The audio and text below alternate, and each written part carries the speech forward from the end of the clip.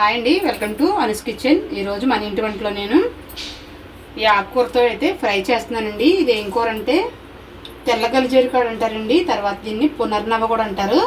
ఇది కిడ్నీ స్టోన్స్కి గట్రా చాలా మంచిదండి. నేను దగ్గర అయితే ఎక్కువ ఆకు చాలా ఆకుందండి. నేను సాయంత్రం మేము కలెక్ట్ చేసాం ఈ ఆకంతా.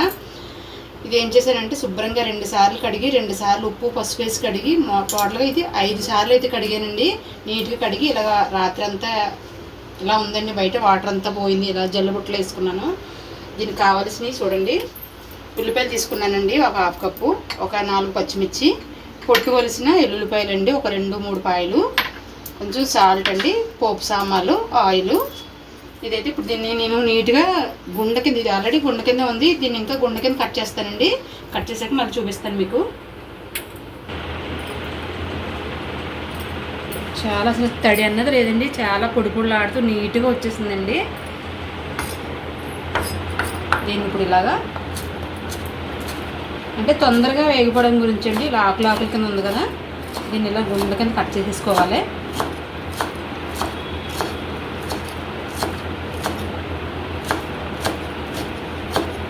మొత్తం అంతా కట్ చేసాక మళ్ళీ ఒకసారి చూపెడదామండి.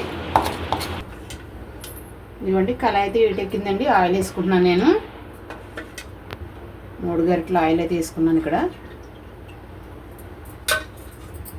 ఇదిగోండి ఆకు అయితే చూడండి ఎంత గుండగా చిన్నగా కట్ చేసేసుకున్నాను.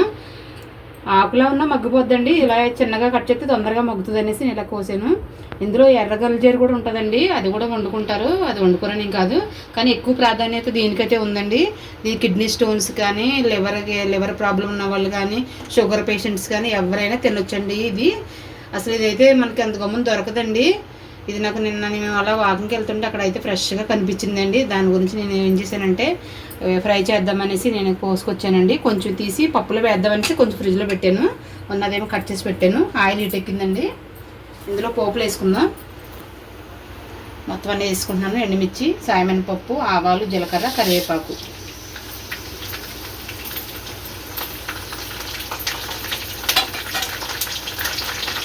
ఎల్లుల్లిపాయలు,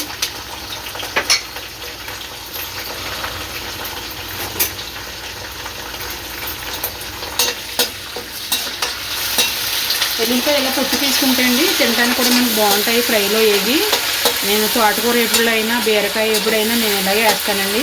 బాగా ఏగుతుంది, తినడానికి బాగుంటుంది.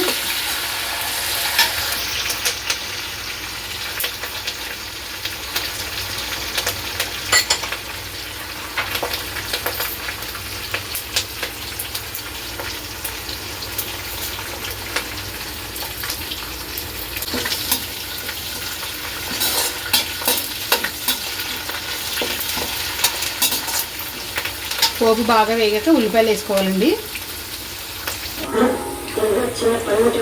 పోపు అయితే వేగిపోయిందండి. ఇప్పుడు ఇందులో కట్ చేసుకున్న 1/2 కప్పు ఉల్లిపాయలు వేసుకుంటున్నాను.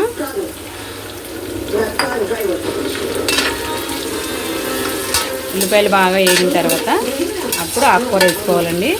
ఉల్లిపాయలు వేగడం గురించి ఇంట్లో కొంచెం సాల్ట్ కూడా వేసుకుంటున్నానండి. టీవీ చూస్తున్నారండి, టీవీ సౌండ్ పెద్ద సౌండ్ పెట్టి చూస్తున్నారు మా వాళ్ళు.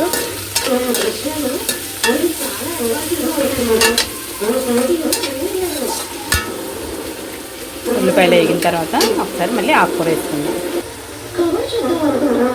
ఇప్పుడు ఇందులో కొంచెం పసుపు వేసుకుంటున్నానండి. కొంచెం సాల్ట్, కొంచెం పసుపు వేసుకుంటే ఉల్లిపాయలు తొందరగా మగ్గుతాయండి.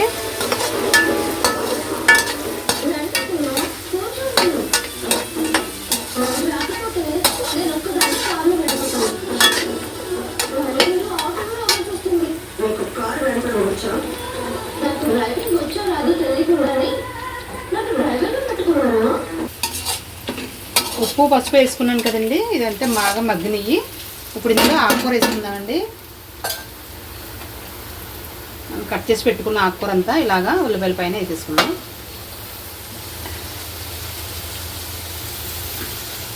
ఇలా వేసి ఉల్లిపాయలు అవి కలపవసరం లేకుండానే ఇలా ఒకసారి దీన్ని ఈ ప్లేట్ని ఇలా మూత పెట్టుకుందామండి. అలా మూత పెట్టుకుందాం. 1 నిమిషం మగ్గిన తర్వాత అప్పుడు కలుపుదాం. అప్పుడే సగం ఆకుకూర మగ్గు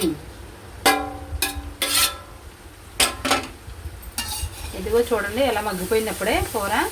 అడుగున ఉల్లిపాయలు కూడా బాగా మగ్గిపోయి ఉంటాయి. అది కూడా మగ్గిపోయింది. ఇప్పుడు ఒకసారి బాగా కలిపేసుకుందాం.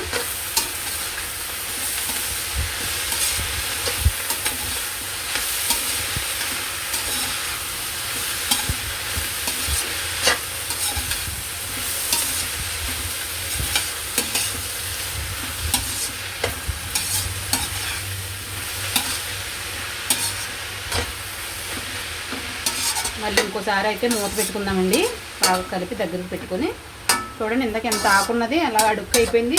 ఇంకా మగ్గిందంటే ఇంకా తక్కువ అయిపోతుంది. చిన్నగా దగ్గరగా అయిపోద్ది కూర. మళ్ళీ ఒకసారి మూత పెట్టుకుందాం.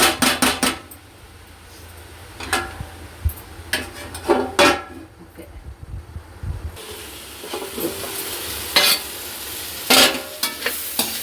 చూడండి ఫ్రై అయితే శుభ్రంగా ఏగిపోయిందండి. బాగాను ఉప్పు కూడా సరిపోయిందండి, చక్కగా సరిపోయినాయి. ఇదిగోండి, మనం ఆకు ఇలాగా గుండెగా కట్ చేసుకోవడం వల్ల ఇలాగ తొందరగా ఎగుతుందండి. లేకపోతే ఆకుల్లో ఉండిపోద్ది, లేట్ అయిపోద్దండి. అందుకనేసి నేను అయితే కోసుకున్నాను. పప్పులోకైనా అలా కట్ చేసి వేసుకోండి. అయిపోయింది, స్టవ్ ఆఫ్ చేసుకున్నాం.